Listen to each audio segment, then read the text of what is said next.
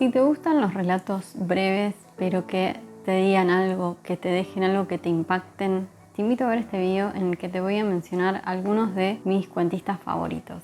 Bueno, primero, importante, no están en orden de preferencia, simplemente están en orden en el que se me fueron ocurriendo. El primero es, Cortázar, que vivió de 1914 a 1984, nacido en Bélgica. Vivió mucho tiempo en Argentina y tiene como un recorrido un peso muy importante en Argentina. Tiene novela, tiene poesía, tiene cuentos. Mi Cortázar preferido es el Cortázar cuentista. La verdad es que Rayuela, por ejemplo, nunca lo terminé, ya lo voy a terminar. Me gusta cómo hace que convivan en un mismo espacio la realidad y la fantasía, cómo trabaja esa cosa surrealista, me gusta la crítica que hace, me gusta la forma en que hace esa crítica y lo habilidoso que era para mezclar lo real con lo imaginario. Los cuentos que más me gustan de él, el primero es No se culpe a nadie, que es el del suéter. Para mí es el del suéter. Me encanta ese cuento, me encanta. Es una persona que está atrapado dentro, creo que era pullover, suéter, no sé. Está atrapada adentro de su prenda de vestir. No es su prenda, se estaba probando un suéter y hay toda una situación, pero qué bien escrito que está. Lo habilidoso que era para todo, como la descripción de lo simple, cómo profundizaba en lo simple, en actos sencillos y los volvía, por decirlo mal, poesía, pero no es poesía, pero tenía una manera de narrar lo cotidiano, obviamente ni hablar de instrucciones para subir las escaleras, para darle vueltas a cuerda a un reloj. Tenía como varias de esas instrucciones que también estaban súper interesantes. Y después también me gustaba la cuestión política que atravesaba sus cuentos. Podemos hablar de Casa Tomada en ese caso y podemos hablar de La Banda. La Banda es un cuento que a mí me gustó muchísimo. Es una crítica que él hizo. Es un señor que se sienta, que saca tickets y entra a ver una ópera, como así habitualmente, que era como un gusto que se van las personas de determinada clase social. Y lo que viene a criticar ese cuento es cómo, gracias al peronismo, personas de clase trabajadora empezaron a tener acceso también a ese tipo de eventos y está bueno cómo genera esa convivencia y primero cómo representa a las personas de clase obrera, ¿no? Cómo los describe y cómo los personifica en esa historia y después cómo es la convivencia en esos espacios que primero eran para un sector de la sociedad y luego empezaron a ser abordados también por otros, como es esa, ahora todos podemos acceder a esto. Me parece genial. Independientemente de mi opinión, me parece que es un autor que tiene muchísimo jugo para sacarlo a los cuentos, toda una eminencia. Me gusta muchísimo Cortázar. Siguen de Katherine Mansfield. De Katherine Mansfield hablé en un video que hablé sobre su biografía. Hablé en 2 videos, creo, de Mansfield. Uno analizando uno de los cuentos que voy a mencionar ahora y otro en el que conté su vida. Hice una biografía, creo que la única biografía que hice en el canal es de ella. Ya volverán las biografías. Así que las invito, si no conocen a esta autora o si conocen pero no tanto, a ver ese video que lo voy a dejar por acá porque a mí me encantó su vida. Me encanta su obra, pero me parece que es muy interesante saber sobre su vida. También para entender qué es lo que escribió. Murió re joven, se murió con 34 años, re piba. Mansfield es de Nueva Zelanda y vivió de 1888 a 1923. El cuento que a mí, que lo tengo analizado, es Las hijas del difunto coronel. Me parece un cuentazo. Y lo que suele tratar en sus cuentos es como también el rol de la mujer en la sociedad en ese momento. Algunas cosas mucho no cambiaron. La homosexualidad en la mujer. Ella fue una piba que tuvo una vida también muy complicada desde siempre porque era medio sapo de otro pozo, le costó mucho encontrar su lugar, desde muy pendeja se fue de la casa, se mudó, emigró y empezó a dedicarse a la escritura, le costó ganarse el lugar que se ganó, tenía ahí una historia su rival, digamos, era Virginia Woolf, entonces también está interesante como qué personajes tan interesantes compartieron historia, ¿no? Cómo se retroalimentaban también entre ellas, cómo la mujer se tenía que ganar determinados espacios que eran muy dominados por los hombres. Obviamente estoy hablando de la literatura también. Ella tuvo pareja hombre, tuvo pareja mujer, tuvo un embarazo, cómo fue la recepción de esa familia frente a ese embarazo.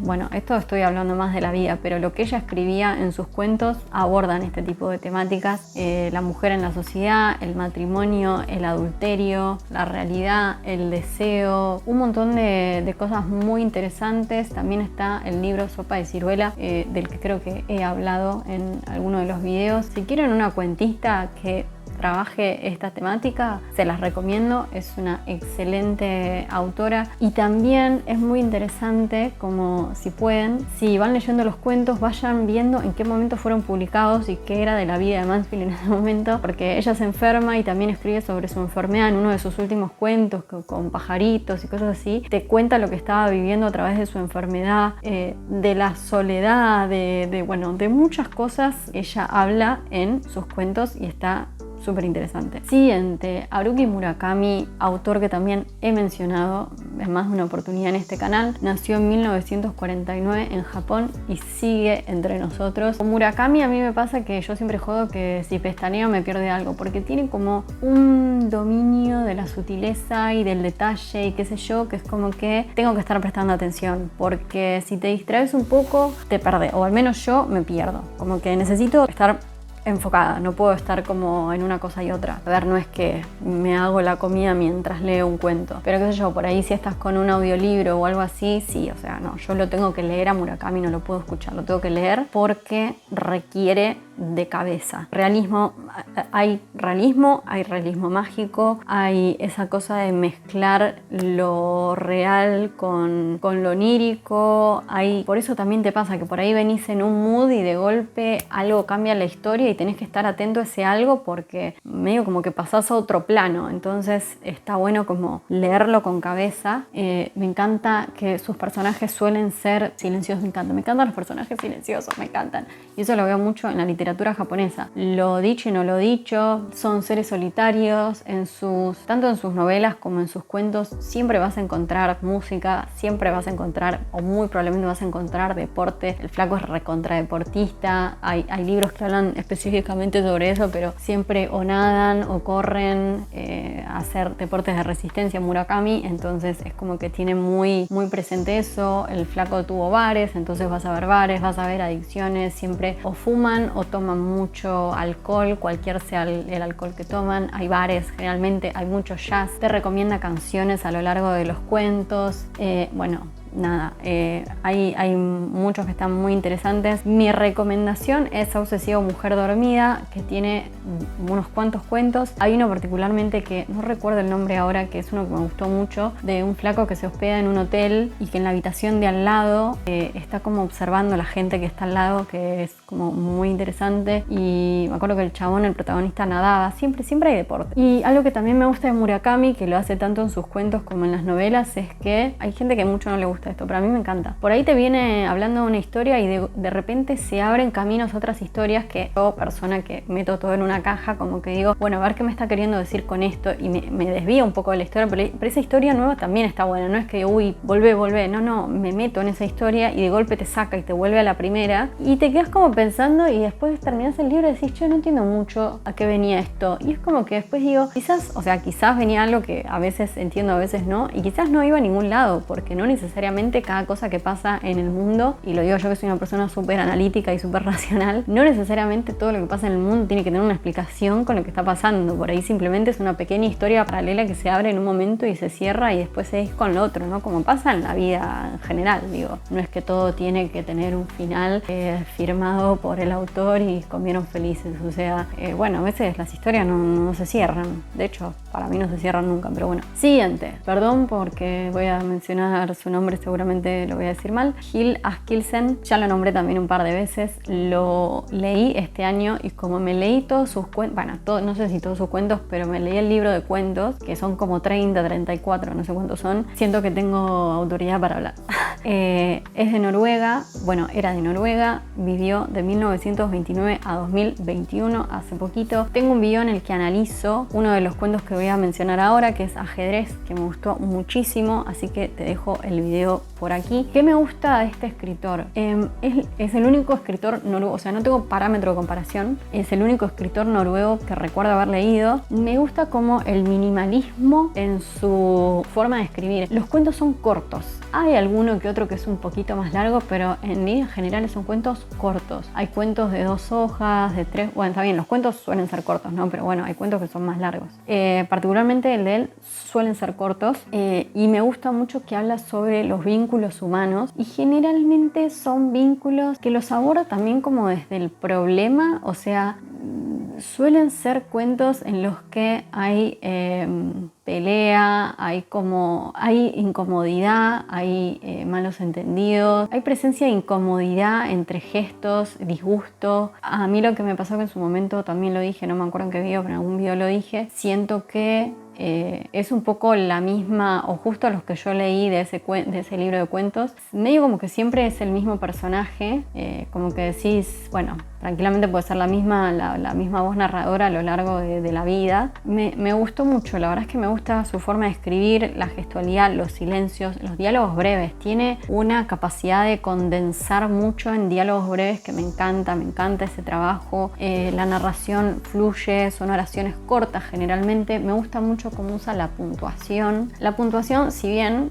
tenemos como toda la normativa de cómo tenemos que puntuar los textos en general, es una herramienta más. De hecho, Cortázar, si mal no recuerdo, habla de eso, y yo me acuerdo que cuando leí ese texto de Cortázar en el que hablaba de la puntuación, a mí me cambió la vida, la forma de escribir me cambió. Es un recurso más.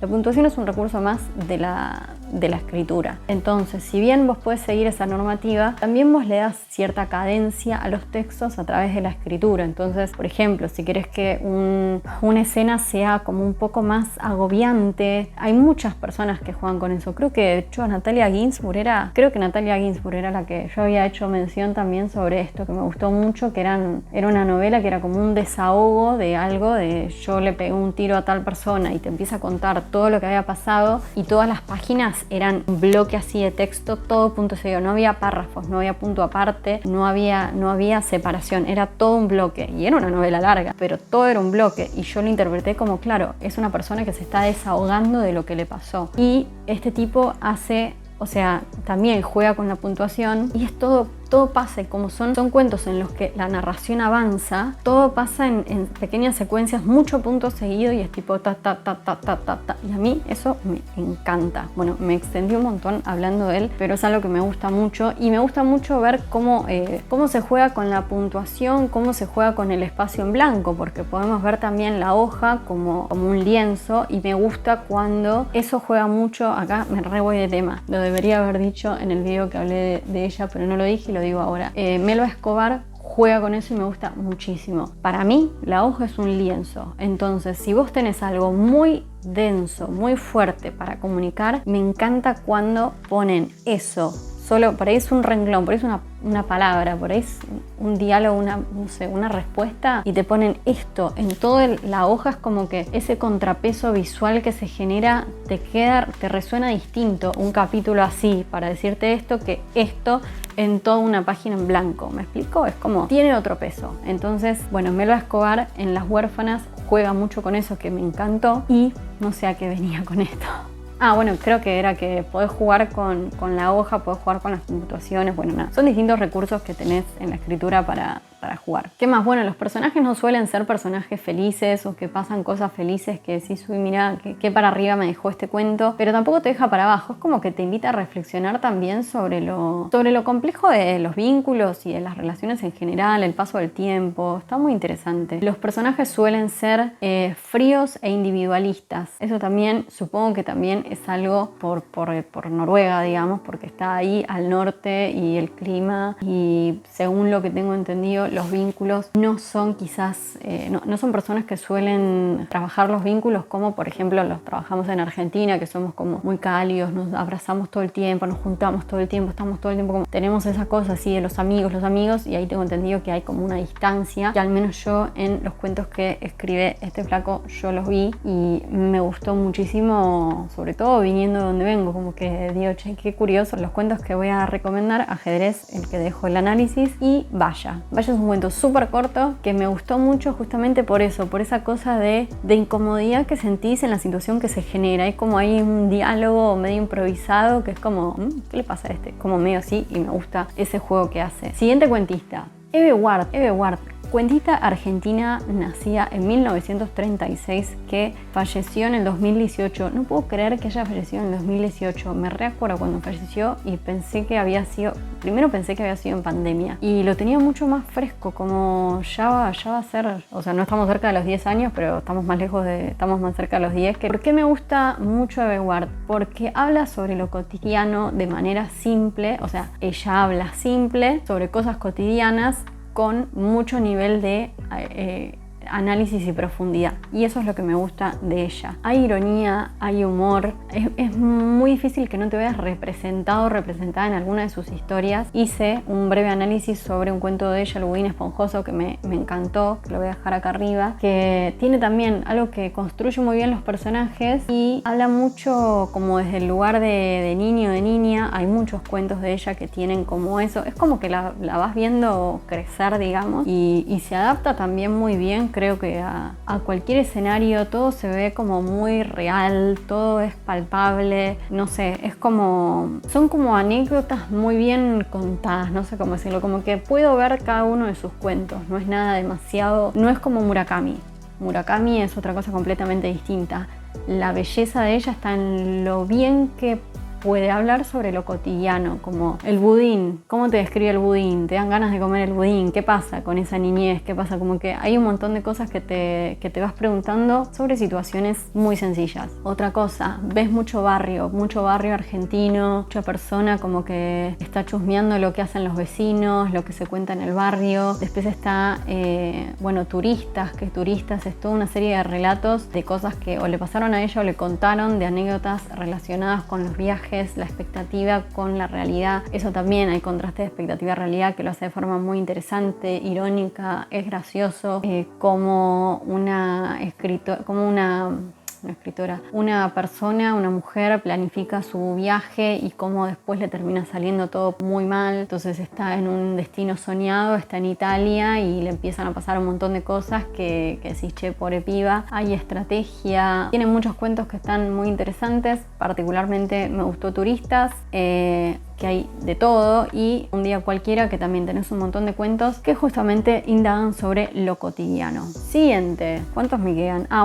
Hemingway. Hemingway nació en 1899 y falleció en 1961, es de Estados Unidos y fue periodista, algo que a mí me suelen gustar los autores y las autoras que son periodistas. Es como que me suele gustar la forma en la que escriben, los temas que tratan y demás. De Hemingway podemos ver en todo, en sus cuentos, en sus novelas. Hay guerra, hay barcos, hay armas, hay él fue corresponsal de guerra, ves lo que es él y ves sus intereses y como que lo puedes ir conociendo a medida que vas siguiendo como todo su camino, lo ves crecer y te vas dando cuenta también, no sé si te vas dando cuenta, pero puedes ir percibiendo como los intereses que lo acompañaban a él en cada etapa de su vida. Guerra, Cuba, barcos. Después el decir tienen como esa habilidad de mostrar sin decir. Entonces te dice cosas pero te las muestra, no es que te las dice. Entonces esa cosa de mostrámelo, no me lo digas, me parece que Hemingway lo domina a la perfección. Después algo que me gusta muchísimo, que se ve también mucho en Los asesinos, que es el cuento que analicé de él en este canal, que lo voy a dejar. No sé si hay un límite para cosas que me deja dejar YouTube y cosas que no, así que si después no aparecen los dejo abajo linkeados, porque no sé, yo estoy diciendo en todos los cuentistas, lo lo dejo acá, pero yo no sé si puedo dejar, no sé, 7 videos recomendados. Bueno, Los Asesinos, que trabaja mucho con la persona lectora, y a mí me encanta cuando el escritor o la escritora juega un poco con la persona que está leyendo. Me gusta como esa complicidad de, bueno, hermano, yo no te voy a dar todo masticado, o sea, yo te cuento hasta acá y te pido que vos hagas esta parte del trabajo. Eso a mí me gusta, y eso hace Hemingway, por ejemplo, en Los Asesinos. Trabaja con eso, trabaja o con información que ya tenés o con información que te invita a que chusmees lo que estaba pasando en el momento. Hay un trabajo en equipo que me gusta mucho de su forma de escribir. Me gusta cómo maneja los diálogos. Si bien, por ejemplo, bueno, a diferencia del cuentista anterior, suelen ser un poco más extensos, pero están bien, o sea, terminan yendo al grano, ¿no? Como que a mí me aburre un poco cuando los diálogos ya, bueno, sí, dale, y entonces que, bueno, eso no sucede con Hemingway tampoco. Da un poquito más de contexto quizás que Askildsen, pero también tiene muy buen trabajo de diálogos en general. Mucha sutileza, son cuentos que te dejan pensando y que muchas veces, al menos para mí, me requirieron una segunda lectura. Y lo que más me gusta son los finales. A mí me encanta cuando los finales no cierran así como que, como siempre digo, vivieron felices. A mí me gusta como que el final sea como ¿qué? Y que lo tenés que volver a leer y por ahí tenés que abrir Google y decir, bueno, a ver qué pasó en este año, te dice el nombre, tenés que googlear el nombre, porque por ahí ese nombre era un boxeador, era no sé qué, y necesitas ese contexto que quizás no lo sabés. Entonces te requiere un trabajillo como persona lectora de, bueno, a ver qué miércoles quiso decir este chabón. Y en general, otra característica de Hemingway es que suelen ser cortos, son cuentos bastante cortos. Las novelas no viene al caso, pero las novelas están bastante buenas. Adiós a las armas es una novela que me gustó mucho, que tengo ganas de releer. Es una historia en tiempos de guerra y bueno. Y después me dejé como un apartado porque la verdad es que hablo siempre de estas dos autoras y tampoco me quiero volver pesada. Pero bueno, no las voy a no nombrar en cuentistas que recomiendo.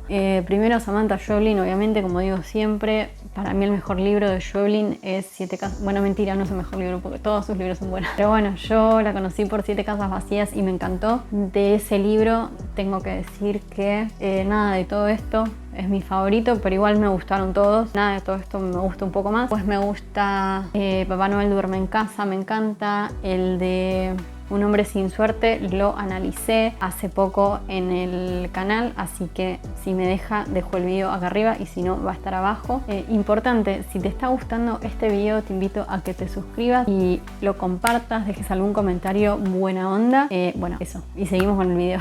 Y última autora que también admiro un montón, Liliana Hecker, me encanta, es de mis cuentistas recontra favoritas. Tiene muchos cuentos que me gustan un montón. He analizado La fiesta ajena y he analizado los juegos en este canal, los voy a dejar abajo. Me gusta mucho, me encanta cómo construye los personajes, me gusta también, es una autora que escribió toda su vida, desde re piba, desde adolescente hasta adulta, y la ves crecer, o sea, ves como las distintas etapas de su vida en sus distintas historias. Ves una señora obsesiva de la limpieza, ves una señora que crimina a la persona según su profesión, ves a una piba que está ansiosa por tomarse un vuelo, ves a una niña que se cuestiona por qué la obligan a jugar a las muñecas, ves, o sea, todas las edades. O sea, eso es hermoso de Hecker y de muchos otros autores, ¿no? Como me encanta, como verlos crecer, no solo verlos crecer, como lees su primer cuento y lees el último y por más de que todos sean buenos, ves cómo